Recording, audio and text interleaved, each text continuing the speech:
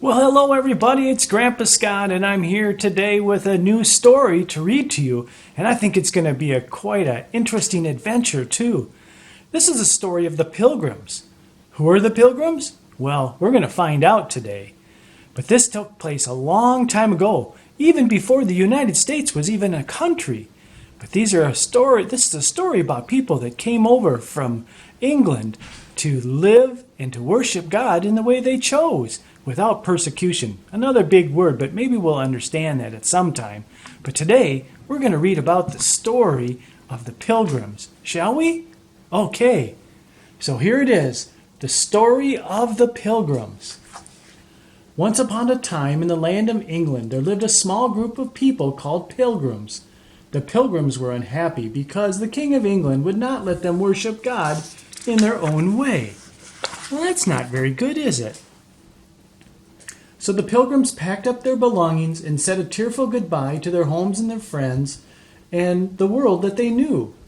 On a mild day in autumn, which is the fall, they set sail for the new world called America, which was across the wide ocean. Other families came along.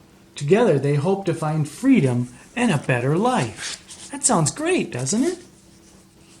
More than 100 people squeezed into a small wooden ship called the Mayflower. 22 of the Pilgrims were children. For their journey, they brought with them only the simplest foods, things like hard cheese, bread, dried beans, salted meat. Do you think you could live on that? Really different than today. Day after day, the Pilgrims saw nothing but endless ocean and sky.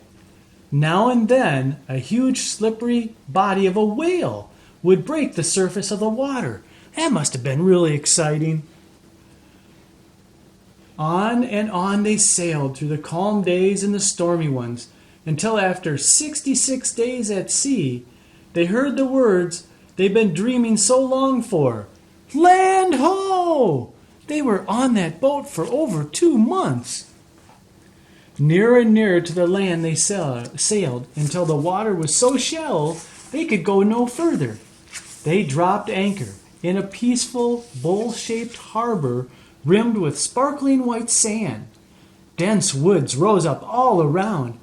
There were no towns, no houses. There was no sign of people at all. The Pilgrims rowed ashore to explore this wild land so full of mystery and promise. The men were armed with guns. They had heard that America was full of fierce animals and savage Indians. Do you think that's true?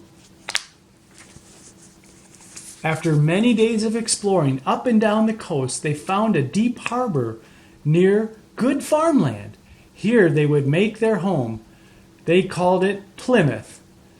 While some stood guard against Indians, the others began to build houses. The first was long and low and very plain. It was called the common house, for they would share it. Each day grew a little colder and darker, and they worked quickly because winter was coming. Oh my, look at that cold winter snow and piling up on top of the building. And a terrible winter it was. There was dark days of bleak and bitter cold, far colder than any they'd known back in England. Snow and sleet and high winds battered the common house, and the little ship anchored in the harbor. The Pilgrims huddled together for warmth, trying to survive on stale food from the long voyage. Many became sick and even died. Oh, that's so sad. By the time spring came, there were only 50 Pilgrims alive, and they were mostly children. What would they do if Indians attacked? Surely they would be too weak to fight back. Then one day, an Indian did come. The Indians had never seen an Indian this close, and they were terrified. But this Indian had come in peace. His name was Samoset. He was friendly. A few days later, more Indians marched into their village, 60 of them, led by a warrior chief. The Pilgrims and the Indians made a treaty promising not only to do each other no harm, but also to help each other. That's really great. The Indian named Squanto turned out to be a special friend.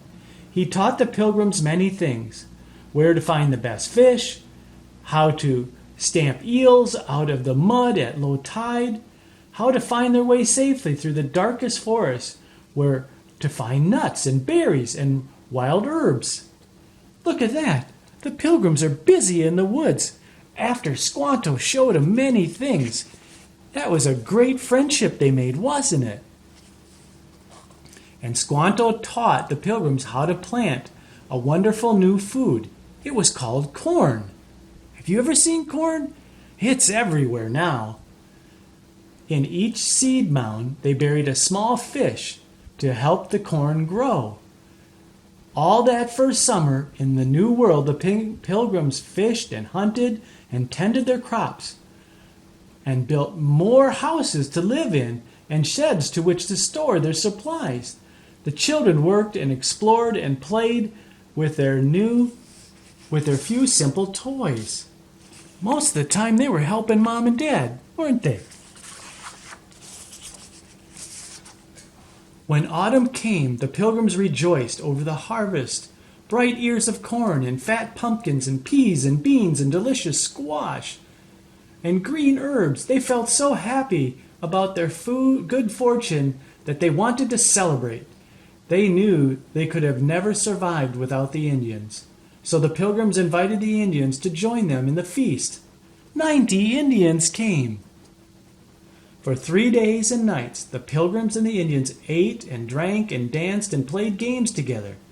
To remember that time so long ago, a time of brave Pilgrims and life-saving Indians, we continue to celebrate that feast.